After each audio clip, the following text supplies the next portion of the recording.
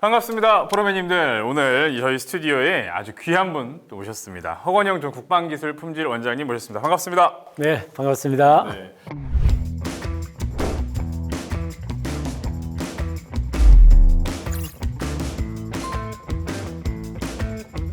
저 멀리 가가지고 갑자기 내려. 그건 가혹행위 아니에요? 요즘 같으면 큰일 나죠. 500md가 사실 뭐 이런 정찰, 공격 이런 걸 하는데 500md로 산불 진화. 500md로요? 엄청난 기동성이 있고 엄청난 기동성을. 원장님 지난번에 저희 토크 콘서트 때 네. 이렇게 찾아주셨어요. 저희 프로파일럿 채널하고는 좀 연이 좀 있으신가요? 프로파일럿 채널보다는 김보현 사장님하고 이제 개인적인 친분이 좀 있다 보니까 관심을 그렇죠. 좀 가지게 됐죠. 어떤 친분이 좀 있으세요? 저는 육사를 나왔고 우리 김보현 사장님은 공사를 나오긴 했는데 같은 기수예요. 같은 임관연도에. 네. 그리고 중령 때 합동참모본부 전력기획부에 같은 시기에 근무를 했거든요. 같은 과에 계셨던 거예요? 같은 과는 아니고 네네네. 김보현 사장님은 총괄 기획과에 있었기 때문에 주로 저를 괴롭히는 과에 이런 것 좀 그 과에서 마련해 오세요. 이러면 이제 저는 일을 해다 바치는 그런 쪽에 어쨌든 근데 같은 부에서 이 전력 증강에 관한 업무를 하다 보니까 굉장히 끈끈한 전우애가 생겼죠. 그러셨겠어요. 그리고 그 뒤에도 전력기획부장을 나중에 하게 됐는데 그때 이제 김보현 사장님께서 방사청의 항공기사업부장을 또 하셔가지고 그럼 입장이 역전이 된 거 아닙니까? 약간 좀 그렇죠. 네, 합참에 계시고 방사청에 계시면 이제 또 합참에서 아로씨 이거 안 맞는 것 같은데요, 뭐 이러면서 또 한두 번 그런 적이 있는 것 같아요. 그렇군요. 업무로 사실 이 정도 얽혔으면 끈끈하실 만큼 끈끈하시겠다. 뭐 이런 느낌이 좀 있네요. 자, 이제 말씀을 하셨지만 사실은 이력이 상당히 독특하시잖아요. 육사를 나오셔서 헬기를 조종하시고 나중에 이제 항공작전사령관도 하시고 국방기술 품질 원장까지 하시고 지금은 이제 잠시 물러서 계시는데 44기이신 네, 거죠? 네. 44기로 임관하셔서 아실 만한 분은 아시겠지만 육군사관학교 졸업한다고 해서 바로 육군항공병과로 갈 수 있는 게 아니잖아요. 그렇죠. 어떻게 육군항공으로 지원을 해야겠다 이런 생각을 하셨나요? 제가 84학번이거든요. 그때 80년대 중반 후반 들어서면서 우리 육군의 헬기 전력이 굉장히 증가를 급격하게 했어요. 그 당시에 이제 블랙호크 들어오고 코브라 들어오고 시누크 들어오고 그때 막 아파치가 실제로 등장해가지고 이제 미군들이 막 아파치 이런 거 선전도 하고 그러던 시기였거든요. 그래서 그때 이제 우리 육군의 항공사령부가 이제 창설이 되고 그런 거를 이제 제가 보면서 앞으로 미래의 우리 육군의 전투 수행도 이제는 걸어다니어서 되는 건 아니겠구나. 야, 진짜 헬기를 가지고 제대로 전투를 해볼 수 있는 그런 시대를 준비를 해보자. 그런 이제 뭐 포부를 나름대로 안고 또 한편 이면에는 보병들 다 걸어다니잖아요. 그렇죠. 3보 이상 9보 이런 게 3보 이상 탑승 뭐 이런 포병은 거. 3보 이상 승차. 그렇죠. 뭐 이런 승차를 해야죠. 네. 우리는 3보 이상 헬기. 얼마나 좋아요. 일단 멋있어도 보이고. 네. 아니 사실은 이게 쉽지 않은 결정인 게 뭐냐면 육군항공을 가면은 지금 말씀하신 것처럼 진짜 개화기잖아요. 이제 막 꽃이 피기 시작했을 그 시기이기 때문에 장담을 할 수 없는 그런 상황에서 완전히 도전적으로 이렇게 딱 선택을 하신 것 같으세요. 사관학교 때 친했던 이제 저희 동기생 한 명하고 둘이서 같이 이제 항공을 가자라고 얘기를 하고 저는 이제 포병으로 임관을 하고 그 친구는 또 이제 다른 병과로 임관을 했다가 중위가 돼가지고 같이 지원해서 이제 합격해서 이제 같이 조종사의 길을 또 걷게 됐죠. 야, 두 분 다 같이 합격을 하셨군요. 다행히. 근데 그 친구가 저보다 먼저 가가지고 선배 기수가 되는 바람에 저를 좀 힘들게 했어요. 약간 반칙인데. 그러면 육군항공 처음 딱 전과를 하시고 어떤 기종을 그러면 몰게 되셨나요? 제가 89년 11월에 항공학교에 조종교육을 들어갔는데 제일 처음 시작한 건 그 OH-23이라는 OH-23이요? 진짜 그 잠자리처럼 생겼어요. 앞에 이렇게 다 글래스로 돼가지고 네네네네. 동그랗게 조종사가 옆에 이제 관측장교 태우고 가가지고 그렇죠. 이제 포병 유도하는 그런 헬기로 이제 조종 교육을 처음 시작했는데 제가 지금도 기억나는 게 제일 처음 그 헬기를 타보려고 이제 딱 갔는데 문이 없어요. 아 헬기에 앞에만 이렇게 있고 옆에 문짝을 우리 그 조종 교관님이 이 공포를 극복해야 된다. 그래가지고 문짝을 떼버리고 처음에 이제 헬기를 타는데 아예 시작할 때부터요. 네. 이야 경사를 자꾸 제 쪽으로 이렇게 하면서 미는 거지 이제 몸으로. 아니 물론 안전벨트가 있겠지만 벨트는 몸이 했지만. 기울어지잖아요. 그 기억이 지금도 납니다. 다시 전과하고 싶으셨겠는데요. 아 그때 사실 후회도 좀 했어요. 진짜 무섭기도 하고. 예. 그리고 그때 또 한 가지 기억나는 건 비행을 잘 못하면 그분이 이제 막 실제로 이쪽에 비행하는 훈련장 말고 저 멀리 가가지고 갑자기 내려. 그래가지고 내려서 엎드려 있으면 그 옆에서 하바링을 하세요. 그건 요즘 같으면 큰일 나죠. 거의 40년 전이니까 이해해 주시고. 아니 뭐 이제는 말할 수 있다. 예. 이제는 말할 수 있다. 그런 시절도 있었죠. 혹독하게 배우셨네요. 혹독하게. 이야. 그거는 진짜 항공의 이제 어떤 감을 입문용. 가지기 위해서 이제 하는 거니까 그 8주 차가 되면 솔로 비행이란 거래요. 원래 이제 헬기는 다 두 사람이 정부 조종사가 있도록 돼 있는데 유일하게 혼자 딱 타는 날이 그 마지막 8주 차에 솔로 비행할 때예요. 그게 저 군생활 통틀어서 헬기 조종을 딱 유일하게 혼자 했던. 아 그 솔로 비행을 할 때는 옆에다가 이제 더블백이라고 하는 의류 담고 뭐 이렇게 네, 하는 의류대. 예예 의류대. 공식 군사용 의류대 거기에다가 모래를 이렇게 막 채워가지고 무게를 이제 맞춰야 되니까 그래가지고 이제 옆에다가 놓고 이제 혼자 비행을 장주 한 바퀴를 딱 하는 거예요. 그래가지고 그때 제가 이제 장주를 이렇게 돌면서 이제 혼자니까 복수를 하는 거죠. 어떻게요? 교관님한테 그 혼났던 생각을 하면서 그 의류대를 제가 똑바로 하란 말이야 이제 막 이렇게 괜히 의류대 화풀이 하시고. 그래가지고 이제 기분 좋게 딱 끝내고 내려왔어요. 끝나고 내려오니까 우리 교관님이 야 나 때려서 기분 좋았어? 그 일을 하시는 거예요. 그게 보이는 정도의 위치가 또 있었군요. 운용 망원경으로 딱. 이야 대단하시네. 그래가지고 이제 그 OH-23 8주 끝나고 그 다음에 이제 500MD, 아, 500MD 교육을 하고 그 다음에 이제 UH-1H.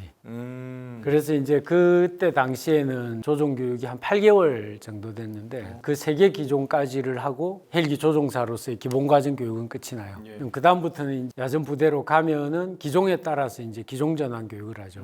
실제로 그러면 원장님께서 몰았던 헬기는 OH-23, 그다음에 500MD, 그다음에 UH-1H, 그리고 UH-60, UH-60. 그다음에 CH-47. 아 시누코까지. 우리나라에서 당시까지 들어와 있던 모든 기동 헬기를 다. 거의 그렇다고 봐야죠. 500MD 얘기부터 그럼 조금 해볼까요? 500MD라는 기체의 특성 이게 우리가 그냥 일반 알기로는 기본적인 대전차 공격 미사일 정도 달고 있는 500MD가 굉장히 재밌습니다. 어떤 이게 이제 헬기가 덩치가 커지면 유압식으로 작동을 하거든요. 네. 물론 이제 요즘 뭐 플라이 바이 와이어도 있지만 500MD는 진짜 기계식이에요. 그러니까 내가 조종관을 딱 움직이면 움직이는 대로 그대로 딱 바로 반응이 나타나요. 굉장히 빨리. 엄청난 기동성이 엄청난 기동성을 이 정도 기동성. 움직이면 바로 잡을 수 있는 네. 헬기 조종사로서 날아다니는 게 이렇게 잡히는 건 굉장히 마음에 500MD 말씀하시길래 이렇게 이 정도신가요? 이렇게 500MD가 그 정도의 기동성이 있군요. 그리고 좀 조그맣기도 하니까 반응이 굉장히 빨라요. 500MD가 사실 뭐 이런 정찰, 공격 이런 걸 하는데 굉장히 제가 특이한 임무를 수행한 적이 있습니다. 어떤 임무를 수행했었나요? 500MD로 산불 진화 500MD로요? 이런 생각은 해보신 적이 없죠. 아니 이게 저기 기본적으로 500MD는 그 밑에 뭘 달 수가 없어요. 그러니까요. 어떻게 이걸로 그게 제가 조종 교육 받을 때인데 항공학교에서 이제 비승사격장이라는 데를 가가지고 실제로 사격 훈련을 해요. 기관총, 라켓 뭐 이런 거를 하는데 거기가 이제 라켓 사격 같은 걸 하면 불이 나는 거예요. 표적 지역에. 너무 건조하거나 뭐 이러면 그렇죠. 예. 근데 거기가 이제 불이 나면 잘못하면 산불이 크게 번지니까 저도 사실 그런 일이 있을 거라고 생각도 못 했는데 우리 헬기가 사격 사격한 것도 아니었어요. 네. 다른 교육생이 탄 헬기가 사격을 했는데 저쪽에 이제 표적 지역에 불이 연기가 살살 올라오기 나기 시작하고 시작하는 예. 이런 상황이 된 거예요. 근데 하필 그때 당시에 우리 교관님이 이제 500MD 가르치는 학과의 행정장교였어요. 대위 행정장교가 하필 우리 교관님이어가지고 우리는 다음 사격 준비하고 있는데 과장님이 갑자기 무전이 와가지고 그때 그 교관님이 콜사인이 리마였어요. 리마 저 불난 거 보여? 그러니까 이분이 확 보더니 보이긴 하는 것 같습니다. 이랬더니 야 가서 좀 꺼라. 저는 제가 그냥 만화적 상상력으로 생각을 해본다면 가서 꺼라 그러면 아주 가까이 날아서 그 주변의 산소를 없애는 거야. 그렇죠. 맞아요?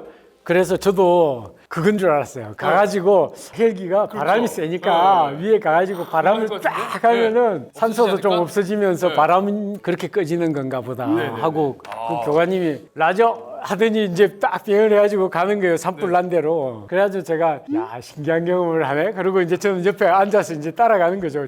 갔는데 갑자기 산에 이렇게 있으면 여기 이제 불이 나 있잖아요. 그 옆에 어딘가를 이렇게 찾아가지고 가더니 산등성이에다가 착륙을 할 수가 없어요. 이 경사지라. 착륙을 안 하고 약간 한쪽 스키드만 이렇게 옆에 대가지고 야 내려. 안돼 안돼 그래가지고 내가 네? 교관님 이 무슨 말씀이십니까? 야 그랬더니, 내려 야 빨리 끄라고. 교관님 이 무슨 거기 갈 때까지는 네. 아무 생각 없이 기분 좋게 갔어요. 교관님 그때 지시는 뭐 명령이니까. 그래가지고 내려가지고 나무까지 막 나무까지로 꺾어가지고 해서. 막 땀 뻘뻘 흘리면서 진짜 야 진짜 500인디로 산불 지나 해본 사람이 아마 저밖에 없지 않을까. 말씀을 정정하셔야 돼요. 500MD로 아니고 500MD 조종사가.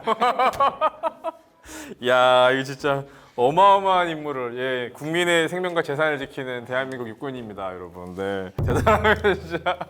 기본적으로 우리가 가장 많이 쓰이는 두 가지 기동헬기가 이로코이하고 블랙호크잖아요. 우리는 이제 휴이라고 그렇죠, 휴이라고 UH-1H. 예. 어떻게 보면은 블랙호크 이전 버전 기동헬기 우리나라에 이제 들어와서 또 많이 좀 활약을 또 했었고. UH-1H는 그거를 조종 안 해본 사람들은 사실 모르겠지만 다른 헬기를 여러 가지를 예전부터 해봤던 사람들은 UH-1H는 정말 명품이라고 표현해요. 그래요? 월남전에서 그렇게까지 운영이 되고 그 이후로도 사실은 우리가 거의 뭐 그 20-30년 이상을 계속 주 임무용으로 쓰면서도 사실 굉장히 안정적이었던 네네. 하여튼 굉장히 다양한 용도로 사용을 하는데 제가 2000년도에 홍천에 있는 UH-1H 부대에 근무를 한 적이 있는데 소령 때 그때 당시에 이제 제가 대대 정작과장이었으니까 대대장님 다음 이제 넘버 2였는데 제가 지금 기억나는 게 그때 당시에 그 인명구조낭 그 이제 강원도 같은 경우에는 수해가 나면 고립되는 주민들이 이제 생겨요. 그러면 이제 그 인명구조낭을 그게 이제 그물로 된 그냥 망 같은 거죠. 아, 네네네. 그 인명구조낭이 그때 당시에 이제 우리 부대에 보급이 된 거예요. 그 대대장님께서 이제 이거를 야 훈련을 해봐야지 하는데 거기를 사람이 이제 타고 공중에 이렇게 돌아야 되는.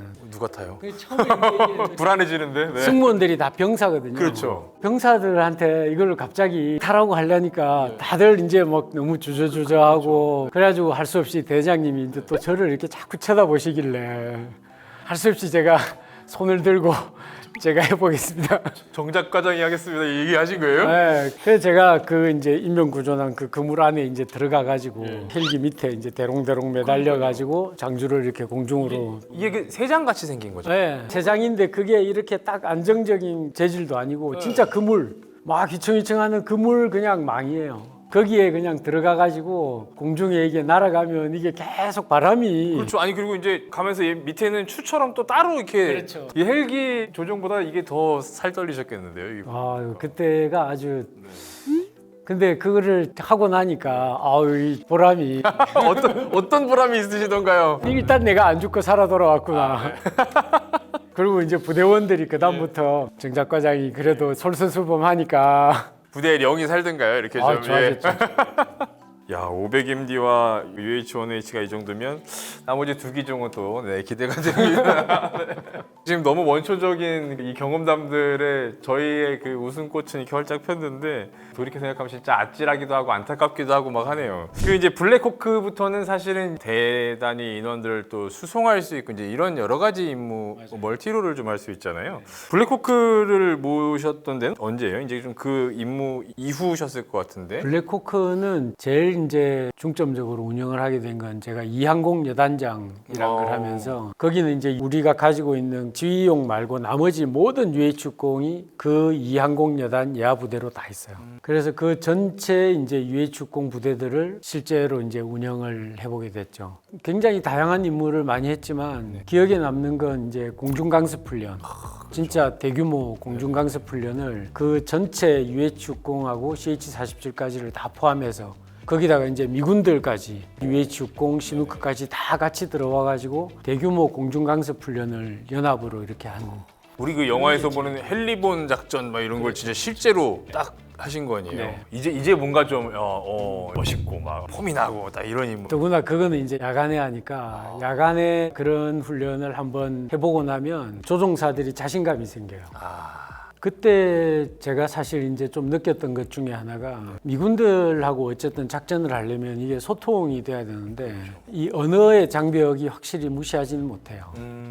그게 지상에서 이렇게 토의를 할 때는 괜찮아요. 여유 있는 상황에서 훈련 준비하고 잘 못 알아들으면 뭐 한 번 더 물어볼 수도 있고 이럴 때는 괜찮은데 정말 딱 작전이 시작되면 헬기 안에서 이게 무전기로 소통을 해야 되잖아요. 이게 쓰고 이 로터 돌아가고 그렇죠. 막 예. 시끄럽고 굉장히 여러 가지 이제 이런 통신들이 막 교차되는 상황에서 미군들하고 이제 연합작전을 해야 되니까 그때 그게 굉장히 부담스러웠어요.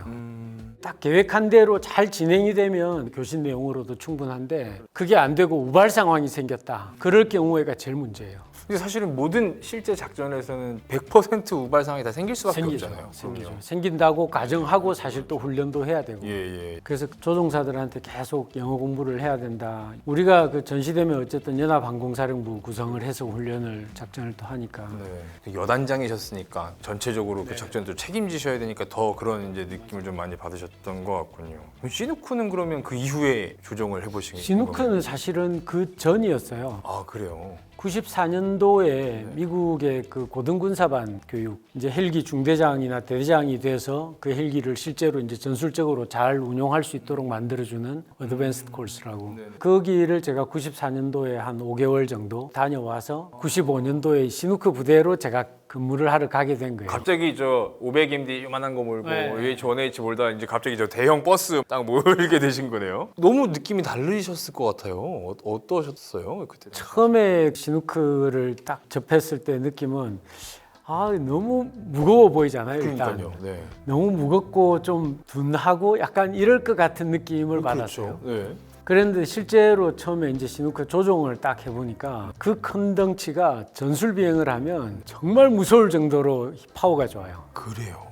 그게 그럴 수밖에 없는 게 완전군장 병력을 한 30여 명 이렇게 탑승시키고 운용하게 돼 있는 거를 훈련할 때는 기존에 할 때 빈 비행기로 하잖아요. 그러니까 이게 뭐 파워가 남는 거죠. 그래서 제가 오히려 500md나 UH-1H 할 때보다 더 진짜 전술적으로 막 이런 우리는 이제 전술 지형 비행이라고 표현하는 그렇죠. 굉장히 덩치가 크다 보니까 이게 반응 속도는 아무래도 좀 느려요. 네. 그래서 내가 그거를 미리 판단을 잘해야 돼요. 여기에 이런 정도의 힘을 가해서 조종을 했을 때 얘가 어느 시점에 어느 정도 속도로 반응하는지 이제 양이 어느 정도 되는지 이런 것들을 감을 또 새로 익혀야 되니까 버스 코너워크 하듯이 그렇죠. 회전 반경이 커지고 막 이런 느낌. 예. 그리고 이제 그 시누크로 이제 임무 수행할 때 제일 큰 부담은 병력을 워낙 많이 태우잖아요. 그렇죠. 500md는 사실은 뭐 뒤에 타도 두 사람이니까 그런 부담은 좀 적은데 이건 병력이 뒤에 워낙 많이 탑승을 하니까 혹시라도 항공기에 문제가 생기면 이건 정말 큰일이 나는 거잖아요. 그렇죠. 그런 부담들이 늘 있고 그다음에 이제 주로 많이 하는 임무들이 이제 화물 공수, 특히 이제 외부 화물 공수하는 게 좀 어려운 임무예요. 슬링으로 밑에 화물을 이제 길게 연결을 해가지고 딱 어떤 특정 포인트에다가 잘 이렇게 내려야 되는 겨울 되면 월동물자 이런 거 전방에 이제 고지에다가 기름통 같은 거 이렇게 배달하고 이렇게 하잖아요. 그래서 그 고지에 딱 그 좁은 그 패드에다가 이거를 정확하게 내려줘야 되는데 이게 전방에 고지에 바람이 굉장히 많이 불잖아요. 겨울에 특히. 네네네네. 그런데 이게 계속 흔들흔들 하는데 그거를 뒤에 이제 탑승한 승무원이 가운데 이제 바닥에 문을 열고 그 화물 흔들흔들 하는 거 보면서 무전으로 앞에 이제 조종사한테 앞으로 얼마 뒤로 얼마 옆으로 이거를 얘기를 해주는데 딱 그만큼씩 계속 미세하게 조정을 해야 되잖아요. 그렇죠. 그래서 그게 이제 이 호흡도 잘 맞아야 되고 사실 어려운 임무 중에 하나죠. 그 좀 안타까운 사고도 하나 있었잖아요. 그렇죠. 올림픽대교 지금 여러분들 그 한강 건너다 보면은 그 성화 불꽃 모양처럼 생긴 조형물이 있어요. 그때 당시에 이제 사고가 한 번 좀 있었거든요. 그게 진짜 안타까운 사고였는데 제가 사실 이제 헬기 조종사로 근무를 이제 오래 하다 보니까 헬기는 사고가 나면 이제 어쨌든 인명손실이 되는 경우가 많아서 같이 근무한 사람 뭐 선배 후배 심지어 제가 근무했던 우리 부대 대대장님 한 20여 명을 제가 군 생활하면서 잃었어요. 그 시누크도 제가 같이 근무했던 우리 전우들인데 그때 이제 순직한 조종사 2분하고 그다음에 그 기관사 1분, 3분이 다 제가 가까이 지내던 우리 전우들이었어요. 그게 2001년 5월 29일. 저 지금도 날짜도 기억해요. 그때도 그 한강도 사실은 마찬가지예요. 바람도 많이 불지만 이게 그런 정도의 위치가 되면 이게 참조점이 없어요. 아 주변에 땅에 이렇게 가까이 있을 때는 지형이 이제 옆에 보이니까 그거를 참고해서 내 항공기의 이제 자세 이걸 잡을 수가 있는데 위치도 그렇고 근데 그 정도 고도로 높이 올라가면서 강밖에 없고 멀리 이렇게 다 비어 있으면 참조점이 없어서 내가 지금 어느 정도 위치에 머물러 있는지 자세가 기울어지는지 이걸 잘 몰라요. 그래서 그게 굉장히 어려운 임무죠. 그래서 뭐 진짜 어려운 일들도 많이 해내긴 했지만 위험한 순간들도 사실 없잖아 있었고 그랬던 것 같아요. 사실 이제 시누크 이제 뭐 안타까운 사고도 있었지만 시누크 헬기를 직접 인수해 올 때도 어느 정도 기여를 하셨다고 좀 들었어요. 그 얘기도 좀 해주시면 좋을 것 같습니다. 제가 95년도에 이제 그 시누크 대대 근무하고 96년도에 이제 보잉사에 이제 한국군 대표로 혼자 파견을 가가지고 놀랬던 게 일본의 기술자들이 수십 명이 그 보잉사에 중령 때 합참의 전략기획부 있으면서 진짜 내가 잘했네 라고 생각되는 것 중에 하나가 소형 무장 헬기에 들어가는 공대지 유도탄 이건 반드시 국산화를 해야 된다. 이거는 해외에서 도입할 게 아니라 이제는 국산으로 개발하는 것이 좋겠다.